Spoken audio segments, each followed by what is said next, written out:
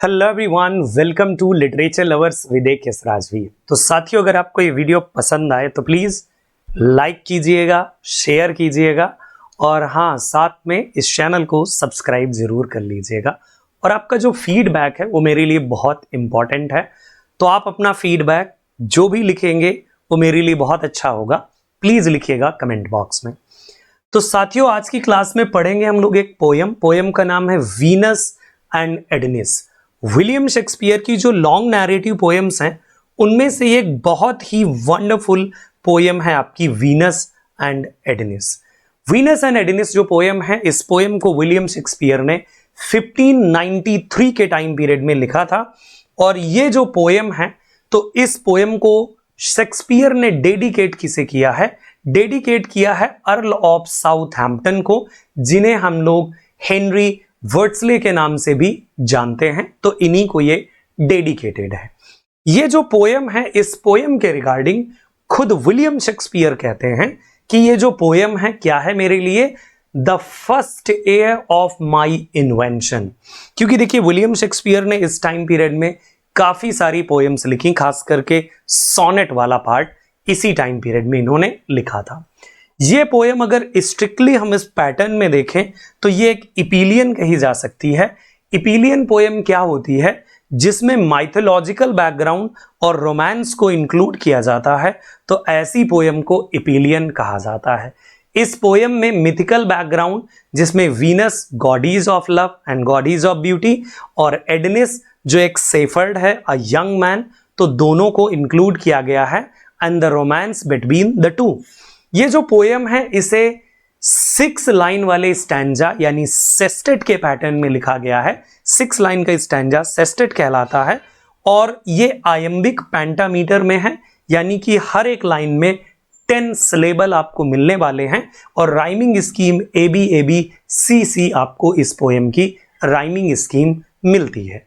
ये जो पोएम है, तो इस पोएम की इंस्पिरेशन जो विलियम शेक्सपियर को मिलती है, तो विलियम शेक्सपियर को इंस्पिरेशन मिलती है एक बहुत ही फेमस पोएट, नाम है इनका ओविड। एक रोमन पोएट थे ओविड, जिन्होंने एक बहुत ही फेमस वर्क लिखा है मेटामॉर्फोसिस। तो मेटामॉर्फोसिस नाम के वर्क से, ओविड के, उसी से ये इंस्पायर्ड है। अब मैं बात करूंगा इस पोएम की कहानी के बारे में। कहानी बहुत ही इंटरेस्टिंग है। देखिए, एडेनिस नाम का एक सेफर्ड है जो बहुत ही सुंदर है, बोले तो एकदम हैंडसम है, अ यंग मैन, और बहुत ही फेमस है कि एडेनिस बहुत हैंडसम है। वैसे अगर मैं बता दूं एडेनिस के बारे में, तो एडेनिस एक ऐसा यंग मैन है जिसको सबसे ज्यादा इंटरेस्ट है हंटिंग में। उसे गर्ल्स में, फीमेल में कोई भी इंटरेस्ट नहीं है, और खास करके अगर प्यार की बात करें तो प्यार में बिल्कुल भी इंटरेस्ट नहीं है। वो हमेशा अपने आप को शिकार में ले जाना चाहता है, जाकर के मजे करना चाहता है। तो वीनस जो है, जो गॉडीज ऑफ ब्यूटी कहलाती हैं, तो जो, और गॉडीज ऑफ लव भी इन्हें कहते हैं वीनस को। तो वीनस ने एडेनिस को धरती पर देखा, तो इनको एडेनिस बहुत अच्छा लगा। एडेनिस से वीनस को प्यार भी हो गया। तो फिर जो गॉडीज वीनस थी, वो धरती पर आई एडेनिस से मिलने के लिए। जब वो धरती पर एडेनिस से मिलने के लिए आई, तो एडेनिस उस समय तैयार हो रहा था जाने के लिए शिकार पर। लेकिन उसके पहले कि वो शिकार पे निकले, वीनस आ जाती हैं और वो चाहती हैं, क्योंकि एडेनिस अब तैयार है, अपने हॉर्स पर है, तो वो हॉर्स लेकर के अपना, और उस पर बैठ करके जाना चाहता है शिकार में। एडेनिस चाहती हैं कि वो शिकार में ना जाए, अपने घोड़े पर ना बैठे और उससे बातें करें। अब एडेनिस जो है, वो मैंने बताया किसी भी लेडी से बात ही नहीं करना चाहता। तो फिर वीनस ने एक चाल चली। वो क्या करती हैं कि उन्होंने मजबूर कर दिया एडेनिस को। कैसे? पहली बार तो ये कि वो उसके बगल में लेट जाती हैं, और लेटने के बाद उसे बहुत प्यार से देखती हैं, उससे प्यार करती हैं, उसे घोड़े से नीचे ले आती हैं, और जो उसका हॉर्स है एडेनिस का, तो उस पर भी एक अपना, क्योंकि ये गॉडीज ऑफ लव कहलाती हैं, तो अपना जादू उस पर भी चला देती हैं। तो जो हॉर्स है वो एक फीमेल हॉर्स पर अट्रैक्ट हो जाता है और दोनों लोग लव मेकिंग करने लगते हैं। तो पहले तो एडिनिस चाहता है कि उस हॉर्स को वो ले जाए, उस पर बैठे और चला जाए, लेकिन जब एडिनिस ने उसे प्यार में देखा अपने हॉर्स को तो उसे छोड़ देता है। तो ये टाइम मिल जाता है वीनस को एडिनिस के साथ स्पेंड करने का। तब दोनों लोग बातचीत करते हैं, हॉर्स दोनों भाग गए हैं और इधर एडिनिस और वीनस बात करते हैं। वो उसके पास आती है, प्यार से बातें करती रहती है। वो चाहती है कि उसे वो प्यार करे, लेकिन एडिनिस चाहता है कि वो उससे दूर रहे, उसे हेट है, उसे नहीं चाहिए ऐसा कुछ। अचानक से क्योंकि उसे जो वीनस है उसे इतना प्यार हो जाता है कि वो बेहोश हो जाती है। तो एडिनिस को लगता है कि अरे ऐसा हुआ क्या कि मेरे प्यार की वजह से कहीं ऐसा तो नहीं हुआ कि इसकी डेथ हो गई है, तो या उसने उसे मार दिया। वो उसके पास जाता है, ये एक टाइप से आप बहाना कह सकते हैं। उसके पास जाता है, घुटनों के बल बैठ जाता है, फिर उसको धीरे धीरे उसकी बॉडी को टच करता है और फिर उसे किस भी करता है। और किस करने के बाद जो वीनस है वो होश में आ जाती है। और जब वो होश में आती है तो फिर वो एडिनिस से कहती है कि क्या तुम मुझे एक लास्ट बार किस करोगे। यस, वो लास्ट बार उसे किस करता है, लेकिन एडिनिस कहता है कि अब मैं अपनी हंटिंग पर जाऊंगा। जब वो चला जाता है, हंटिंग पर वो जाने लगता है, बड़ी ही मतलब बिना मन से उसने किस किया और जाने लगा हंटिंग पर। लेकिन वीनस कहती है कि मैं तुम्हें अगले दिन भी देखना चाहती हूँ, यानी हर दिन मैं तुम्हें देखना चाहती हूँ, तुमसे मिलना चाहती हूँ, तुम्हें प्यार करना चाहती हूँ। तो फिर क्या, एडिनिस माना नहीं, उसने अपना हॉर्स लिया, चला गया। जाने के बाद जब एडिनिस चला गया तो वीनस सोचती रहती है कि देखो मैंने प्यार के बड़े सारे बहाने किए, बड़े सारे तरीके निकाले, लेकिन वो माना नहीं, वो तो चला ही गया।